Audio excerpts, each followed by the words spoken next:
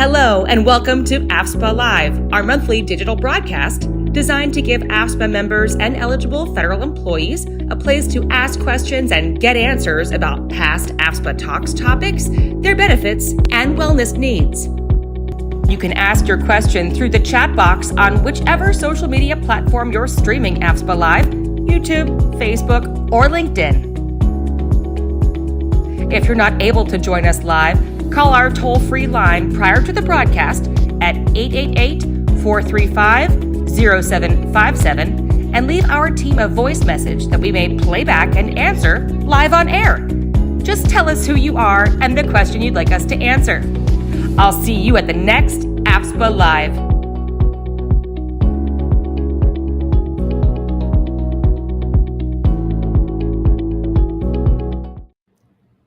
Hi, everyone. Welcome to AFSPA Live, a live video broadcast Q&A session that we host every last Thursday of the month at 11 a.m. Eastern Time. My name is Maddie Norton. I'm a communication coordinator at AFSPA, and I will be moderating the show today. We are discussing mid-year benefits and program reminders. And as always, we have Kyle Longton with us. How are you, Kyle? Hi, I'm all right, Maddie. How are you? Good. I'm doing good. We got lots of questions sent in today, so let's go ahead and jump into those. I'll start with one, Kyle, that I know we have gotten some questions about. There's been a lot in the news this year about changes to coverage for gender-affirming care, particularly surgeries and hormone therapy. What is covered today? Yeah. So this is a great question, and this is one I've answered personally several times recently, and I think we're going to see more about this coming up. So today, the benefits under the Foreign Service Benefit Plan, and for that matter, any other federal employee health benefits plan or postal service health benefits plan, are as stated in the brochure, in whatever plan's brochure. So for FSBP, we have a wide range of benefits regarding surgery as well as hormone therapy and so forth. I do want to note that those services, the surgery, gender affirming care surgery related to that care does require prior approval, whether you're getting those services in the U.S. or overseas. It's one of the few services that requires prior approval overseas, but you can contact our care management team. They'll walk you through the whole process. So nothing has changed for 2025. Going to 2026, we can anticipate that all federal carriers will be limiting, and I should say no longer covering, surgery and hormone therapy, including puberty blockers, for members under the age of 19. This was part of an executive order that came out that was communicated to carriers via an official communication from the Office of Personnel Management, which manages the entire federal employee health benefits program. We've also been told, a little bit less formally, to expect additional guidance in the near future to end coverage of gender-affirming care surgery and hormone therapy, including puberty blockers, for all members, regardless of age. We have not received that official communication yet, but we've received enough information that I anticipate that to be coming. So changes across the entire program, and all plans coming in the next year. So there'll be more coming about that. That will be part of plans changes for next year, but that is what we expect for 2026. But as of today, changes are as stated in each plan's brochure. Gotcha. All right. And I know, Kyle, you specifically got a message about this, and have been wanting to talk about it. Someone reached out to you and said that they're a USAID employee and looking at termination next week. They heard a rumor that FSBP coverage ends on their termination date. Is that true? The answer is no. And I'm not sure exactly how this got started, or where it came about. It may be a misunderstanding of some of the information that went out, or perhaps a paperwork lag. And so I just want to explain this. So first of all, I want to say, we have a substantial number of members who are USAID employees. I know that a vast majority of them who are still employed by that agency are expecting layoffs next week or in early September. a message did go out from the Human Resources Office at USAID. I'm glad to say that it includes some information about what options you have for care going forward. But on the most basic level, any employee who is separating from federal service, except if it is for cause and gross misconduct, I believe is the language used. But in this circumstance, employees who are separating from federal service will automatically receive a 31-day extension at no cost of their health insurance. And that will cover anybody who's covered on their plan. So if they've got a family plan, everybody's got that 31-day extension. And that is from the date of termination. So if your last day of employment is June 30th, you have coverage then through July 31st. And we are at FSBP sending out messages to our members on a weekly basis for anybody for whom we receive paperwork in a given week. Now, the paperwork is where the rub can come in. So, because I also heard about another situation that arose for a member, another health plan. I just got word asked if it was what the advice was, and it can happen that your agency. So, let's say you're terminating, but you've actually been able to move into retirement. This is the situation we ran into. So you move from active employment into retirement. Your employing agency, particularly if it's USAID in this instance, they process the paperwork. They send a paperwork to your payroll office at National Finance Center. The paperwork comes over to us and it says, hey, they're terminated on this date. We process that in our system and say, great, you've got coverage through for another 31 days. Meanwhile, the retirement paperwork has to go over to the state retirement office because maybe you're a foreign service employee and your retirement's under State Department now, or civil service, you're going to OPM. They're backed up on paperwork. The retirement offices are backed up on processing paperwork. And so it may be some time before they submit that paperwork to your health insurance carrier to say, great, you still have coverage. Back to the date of your retirement. You've got that, but it may take some time before that paperwork reaches your carrier, whether it's FSBP, Blue Cross, whoever, before it reaches us and we process that. So I want to note that there can be a lag in paperwork. You can contact the retirement office, you can contact your carrier, but until we get that paperwork, we can't keep things moving as we would like. We can do what we can from our side, but that paperwork has to be in place. We have to receive that information from your retirement office saying, hey, coverage is continuing. I will also note that for a lot of people, if you are separating and you're not eligible for retirement, you're coming back to the U.S., the best thing may be to do, rather than enrolling in temporary continuation of coverage, or TCC, this is the government's version of COBRA. You do have that option. And as a former employee, you have that option for up to 18 months. However, if you're coming back to the States, you may find a more affordable option with great coverage through one of the state marketplaces. It may be more affordable than your FEHB option, because when you move to TCC, you are then responsible for paying the entire premium, the employee portion and the government's portion, plus a 2% admin fee. So I just mentioned that. We can. There's information on OPM's website about TCC. You can use that QR code. It is a long URL, so we're sharing the QR code to take you directly to the information about that. And you should receive information about how to enroll in TCC as part of your separation paperwork. So we just wanted to get that information out there. I should note that, again, once we receive the paperwork from your payroll office that you're terminating, FSBP is sending out a message to you by mail for the address we have on file, and by email, letting you know. And it is a paperwork that says, hey, you had coverage until this date, so you can use that to enroll in another plan, whether it's a marketplace plan, get coverage under your spouse, whatever it is. You should receive that paperwork. If you don't, feel free to contact us or contact your carrier if you've got somebody else. But that paperwork, it's a fairly easy thing for us to provide, and we are trying to do that on an automated basis for FSBP members. Perfect. And I believe we got a question from the chat that's along these same lines, just confirming. Erica asked, can you help us with some type of end of coverage letter so we can have a quality life event or documented for the new insurer? Yeah. So Erica and anybody else who's worried about that, that is the form that we're sending out on a regular basis. If you did not receive it, if for some reason, in some cases, we may have your government email address on file, it's going to that. We may have an outdated address.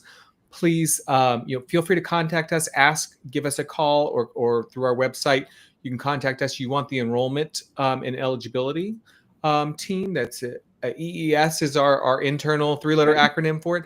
They can take care of that for you. If we haven't received the termination paperwork yet, they can talk you through what we need so that we can get you that paperwork. Because yes, I have seen situations where 9 months later, somebody needed that paperwork and we had not received the termination from the HR or the payroll office. So feel free to reach out, especially if you need something quickly. Absolutely.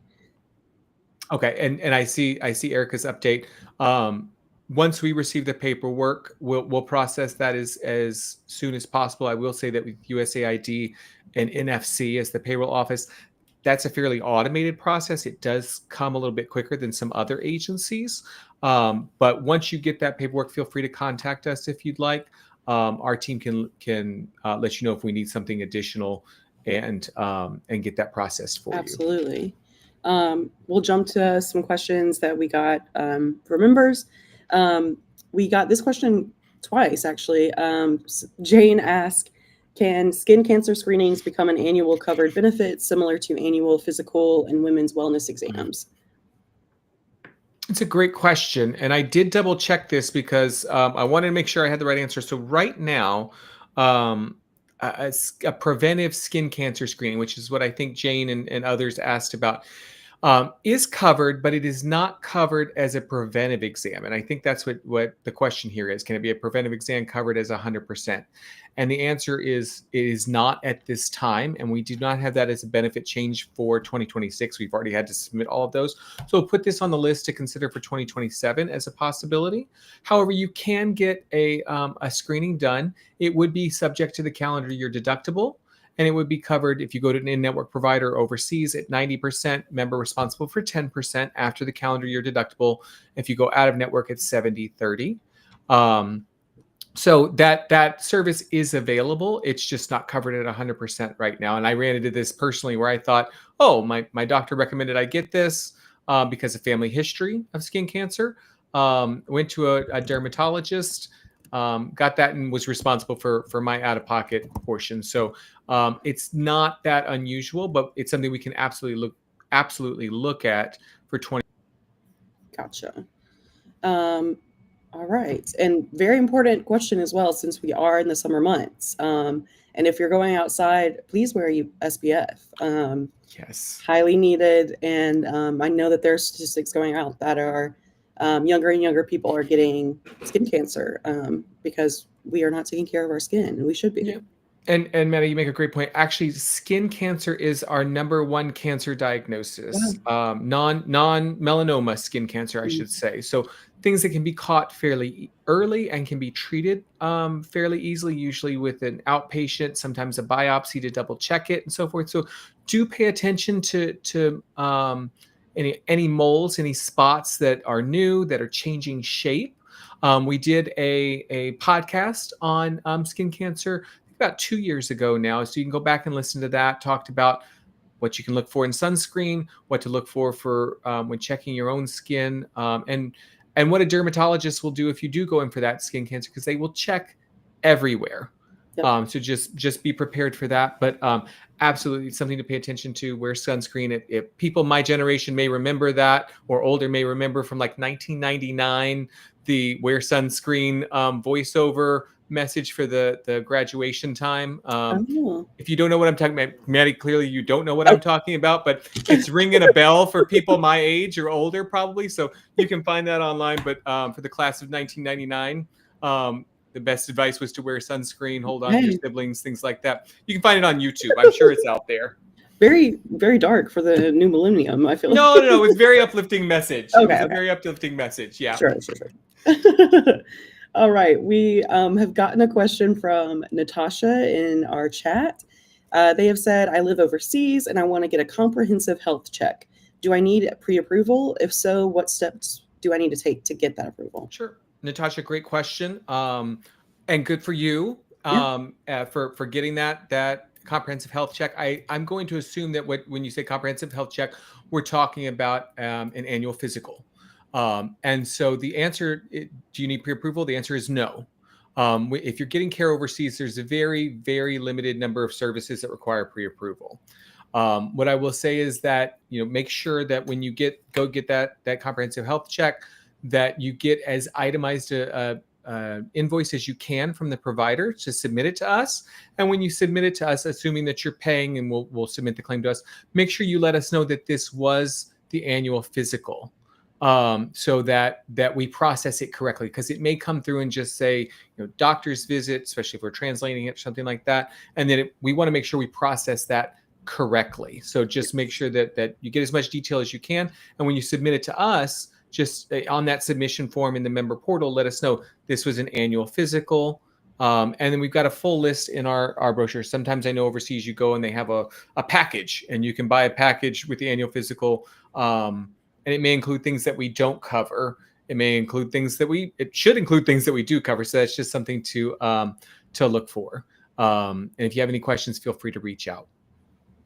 For sure. All right, another question we got from Sandy B.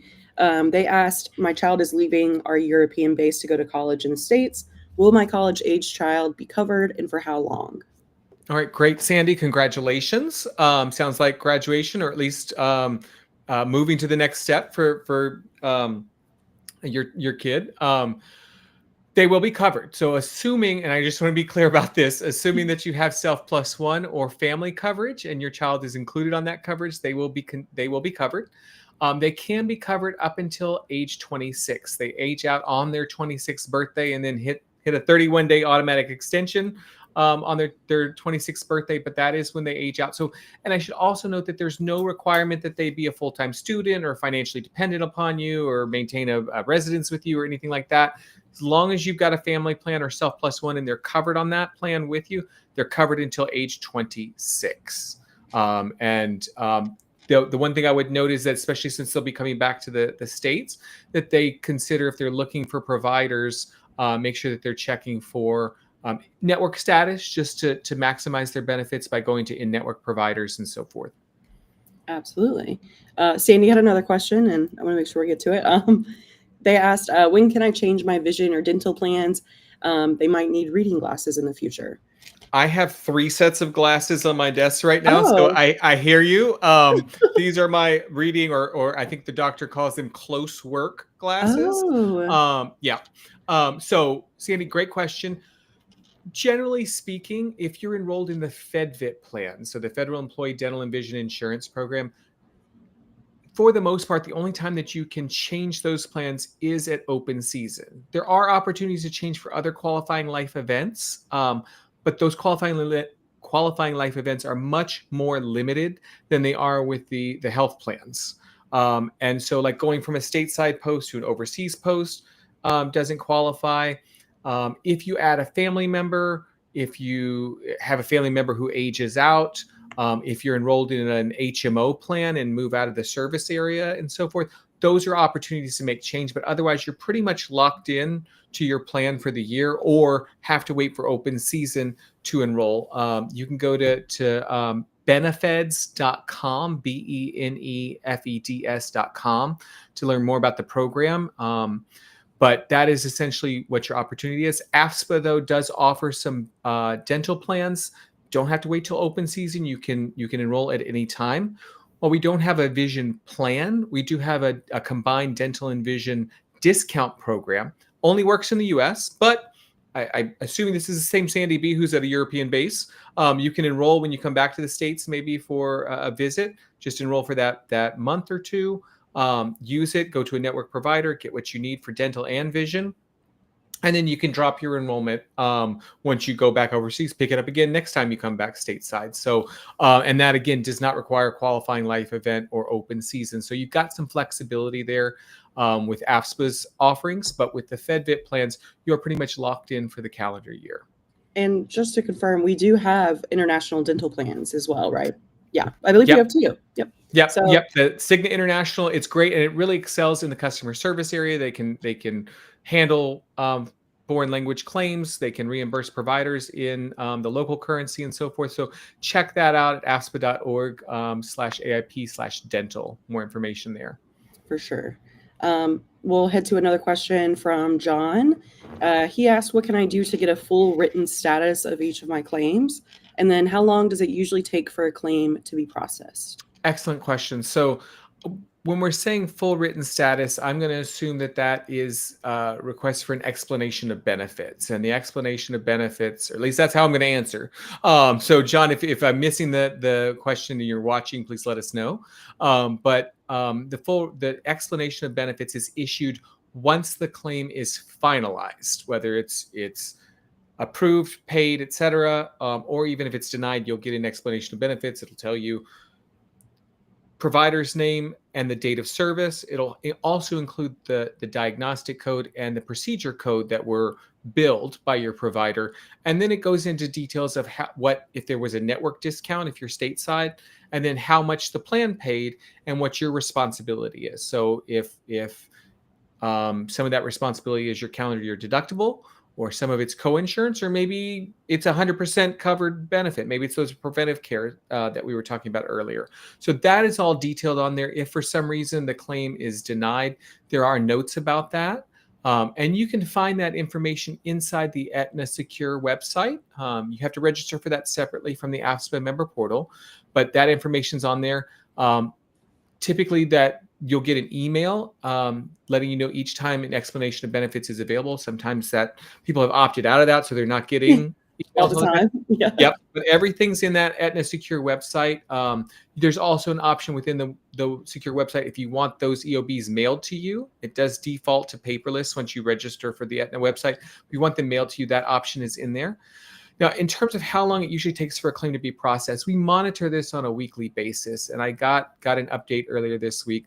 And claims right now, both stateside and overseas, are sitting at about 20 days to be processed. It's a little bit longer than usual, but we have seen, as we typically do during the summer, as people are changing posts and maybe getting annual physicals if they're back in the States, or just taking time off from school to catch up on things.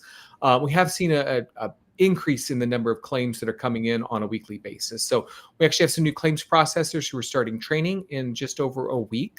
And that number goes up and down, but usually it sits around 2 weeks. We're a little higher than usual right now, but we are taking steps to bring that back down. So well within the OPM requirements, but we also, more than just meeting those baseline requirements for OPM, we do want to meet our members' expectations, and we do prioritize typically overseas claims because we know that members, in a lot of cases, pay out of pocket and are waiting for reimbursement. So look for that. If you're overseas and you're waiting on a reimbursement, also make sure that you've signed up for electronic funds transfer.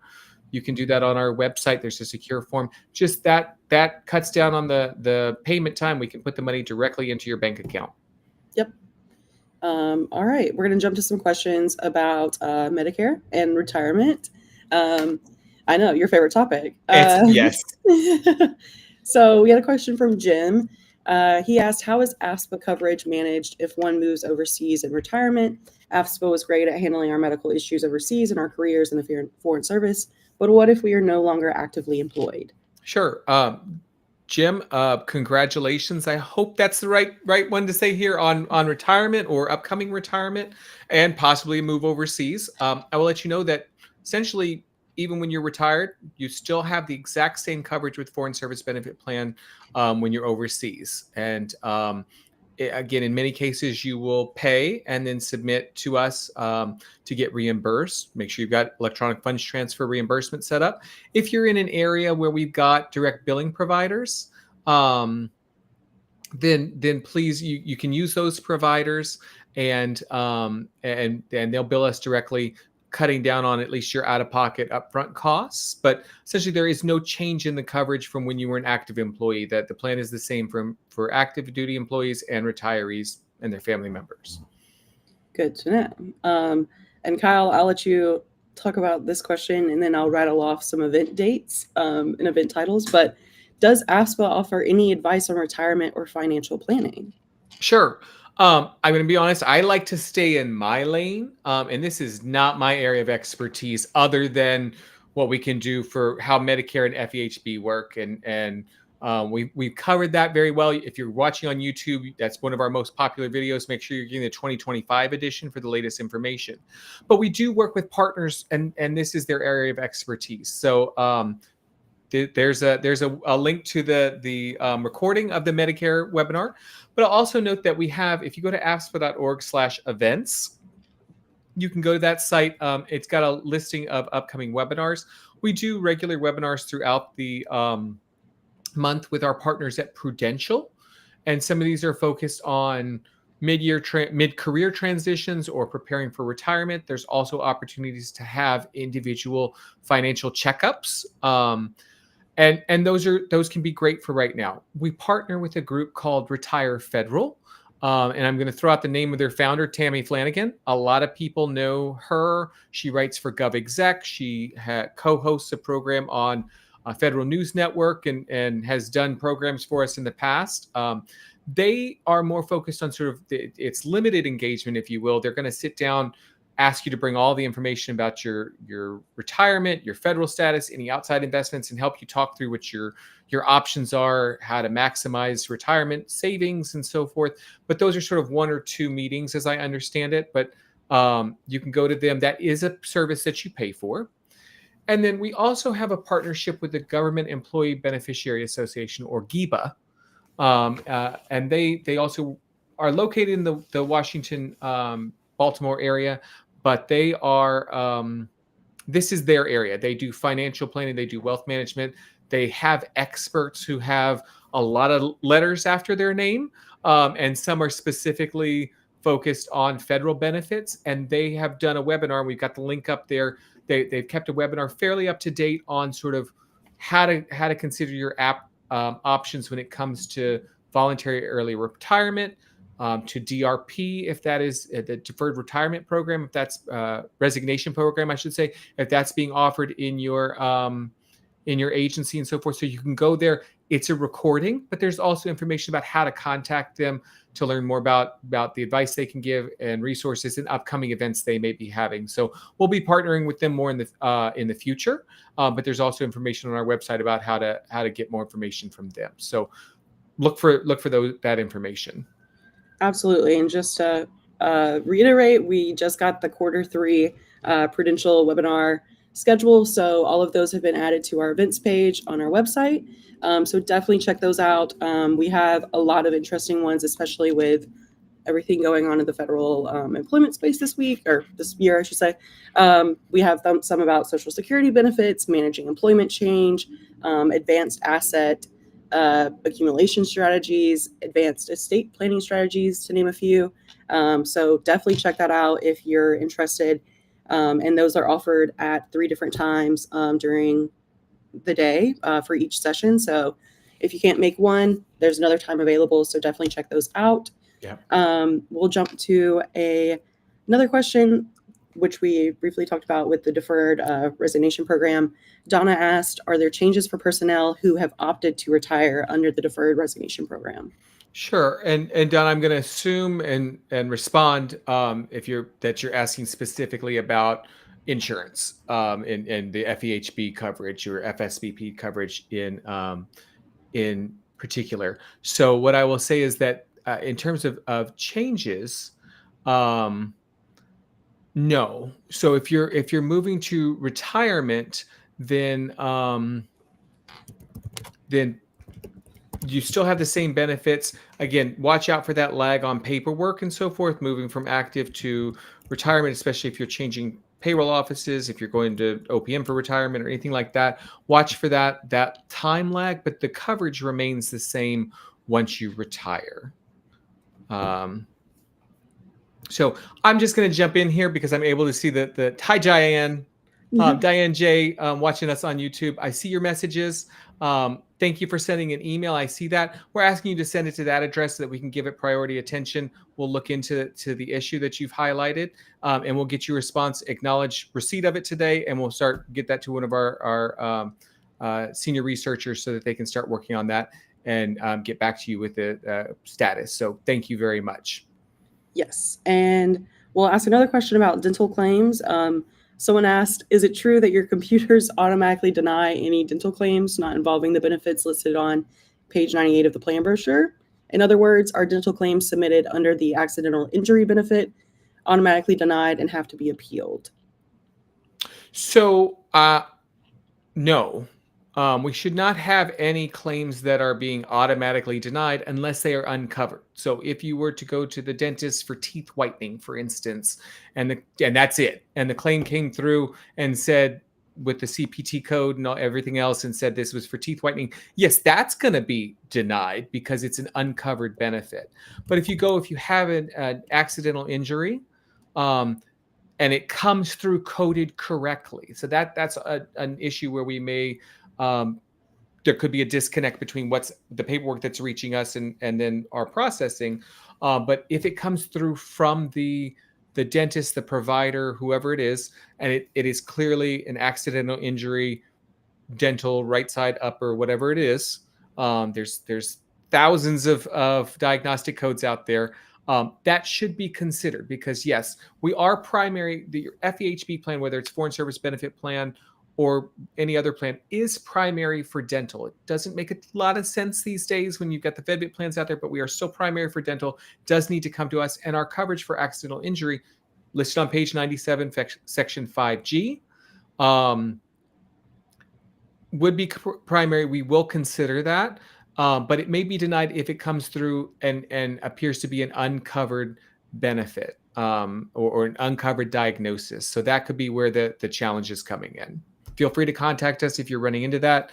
And we can also help work with your provider to make sure that we get the correct information. Absolutely. Question from someone asking, they're planning to leave the federal workforce. Can they still continue their AFSPA membership? So different from the Foreign Service Benefit Plan. Yep. So I'll address that. Yeah. So if you're leaving the federal workforce, assuming you're not moving into retirement, we talked about that just a minute ago. But if you're leaving federal workforce, you do not have the ability to continue your benefits once you leave for the federal workforce. Then yes, you can continue your AFSPA membership, and you remain eligible for access to a lot of our other programs. Foreign Service Benefit Plan is not one of them unless you enroll in the Temporary Continuation of Coverage, TCC. We don't have a way for you to enroll as an individual in Foreign Service Benefit Plan. But we do offer a number of other programs, our dental plans, our life insurance, our critical illness, our discount plans, and even the members of household, which typically provide cover, and travel insurance, which provide coverage outside of your home country. Those are available to you.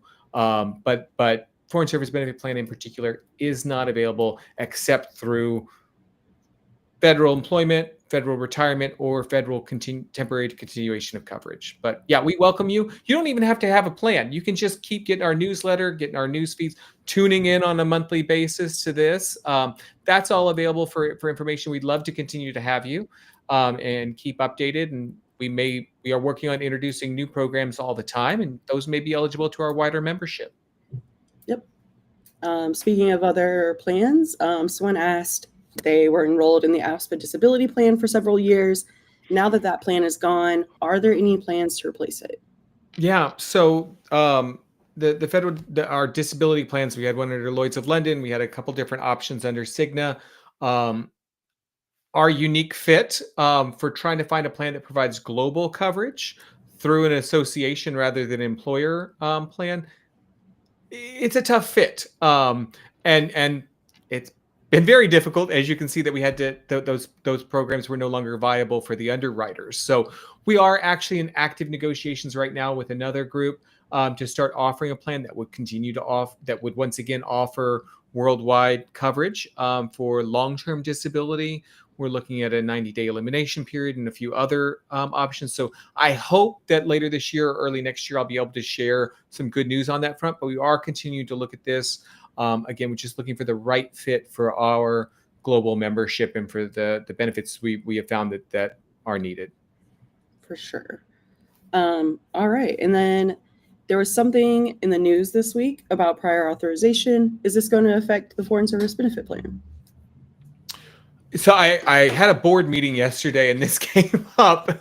So I am well primed to answer this. So yeah, there was an announcement, I believe, on Monday from America's Health Insurance Plans, which is the industry sort of association for major health insurers and even not so major ones in some cases.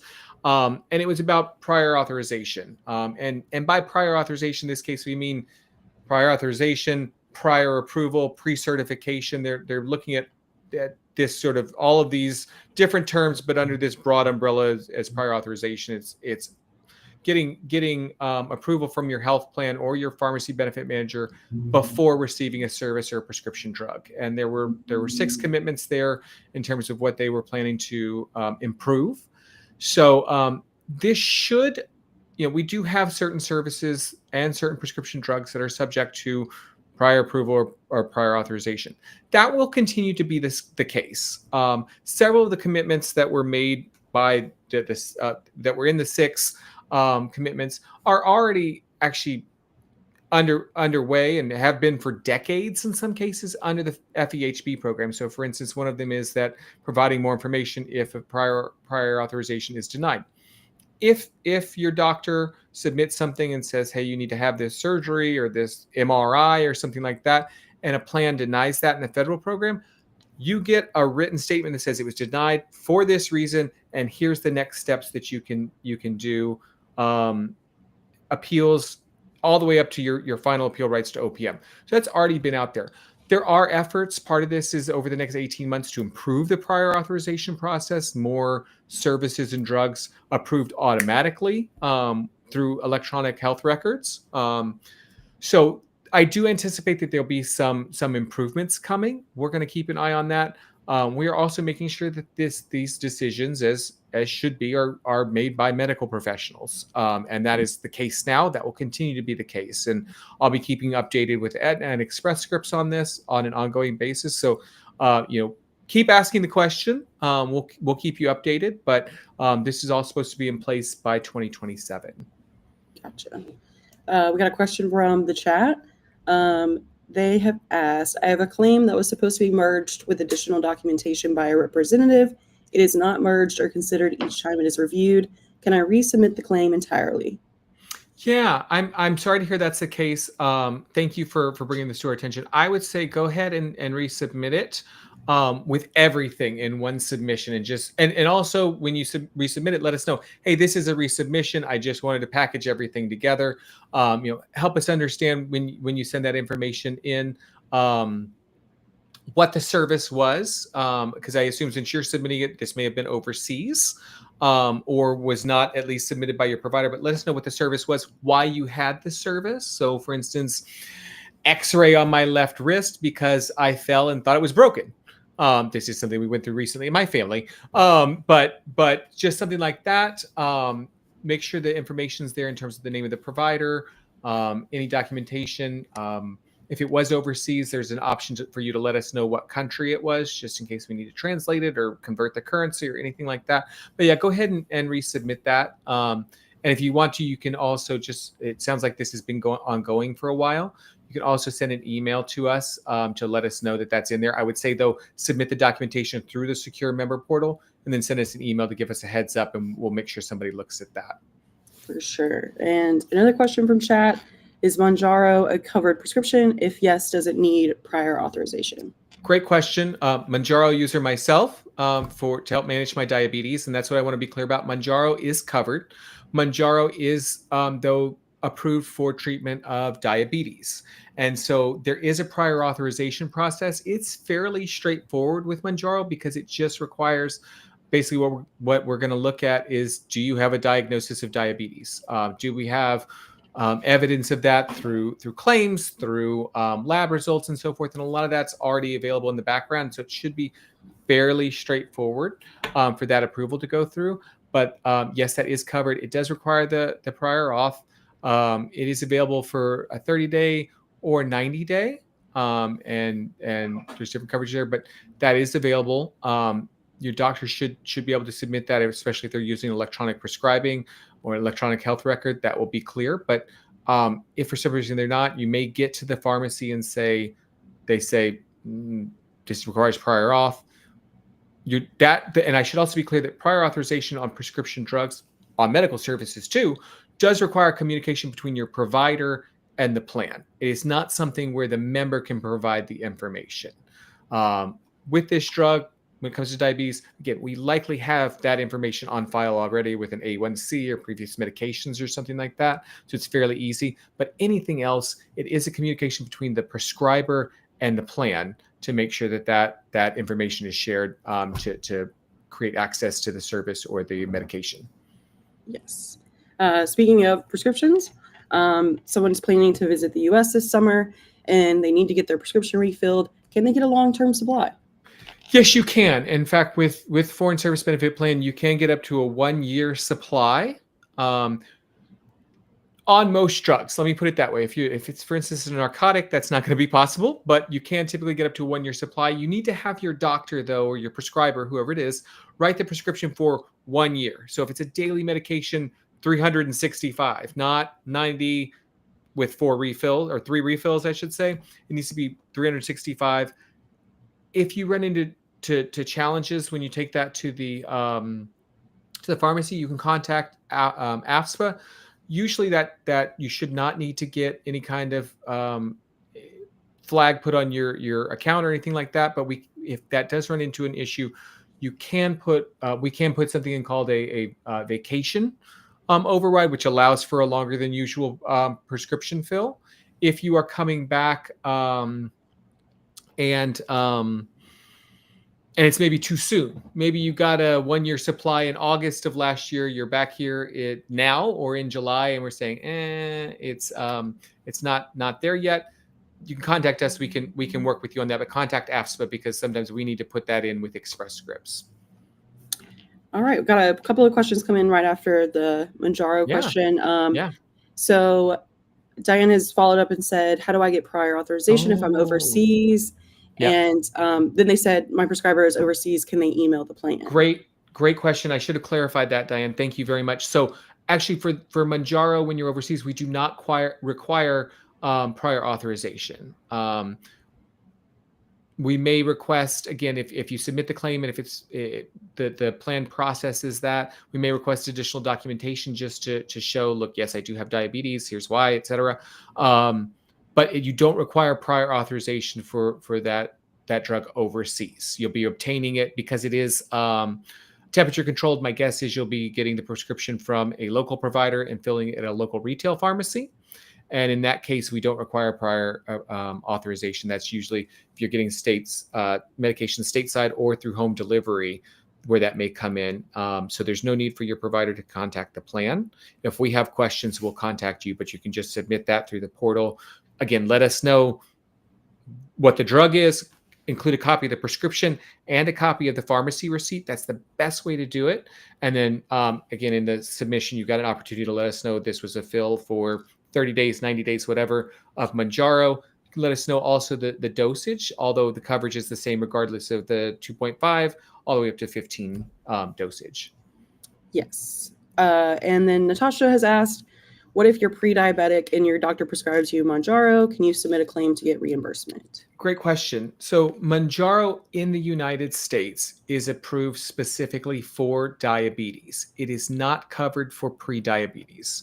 Your doctor may look at its sister drug, if you will, which is Zepbound, which is approved for weight loss. It is the same base ingredients. The concentration's a little bit different, but it's basically the same drug. And that could be approved. But again, with assuming in the U.S. there would be prior authorization. I'll come back to overseas in just a minute, but you do have to meet the threshold for the requirements around a weight loss drug, which is a BMI of 30 or higher at this time, and or a BMI of 27 or higher, and at least 2 documented comorbidities. So it could be high blood pressure, it could be high cholesterol, it could be a history of heart issues, et cetera. There's a number of things. If you're overseas, your doctor may prescribe Mounjaro, and I use Mounjaro as sort of a blanket drug because in some cases, certain countries have only approved one drug, and they've approved it for both diabetes and weight loss. And so if you get that, you can submit it to us. We may have questions to establish medical necessity for it. But again, those are sort of the two main in the U.S. approved instances. There's also additional approvals for Zepbound in particular when it comes to sleep apnea when you are considered obese. And also, I believe actually it's with Wegovy for heart disease as a secondary diagnosis on top of on top of obesities. But typically, you've got to have the baseline obesity. So check with your doctor what's prescribed. If you're overseas, the approvals may be different. There are some countries that have even moved forward with approving it for some of these drugs for Alzheimer's. But if that is the case, let us know. This is what's approved in my country. This is why my doctor prescribed it and so forth. And we will consider that. Absolutely.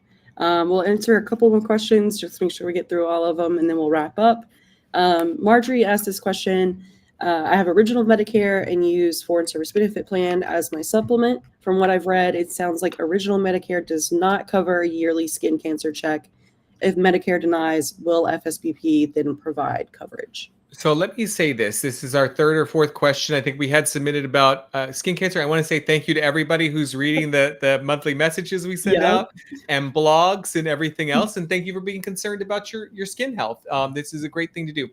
I don't have right in front of me Medicare's coverage. I will go back to if there is a service that's not covered, generally speaking, we have to consider each claim. So generally speaking, if there is a service that Medicare does not cover, and you get that denial from Medicare, you can send to us a copy of the original invoice from your doctor, itemized, and a copy of the Medicare denial, and we can consider that for services that are not covered by Medicare.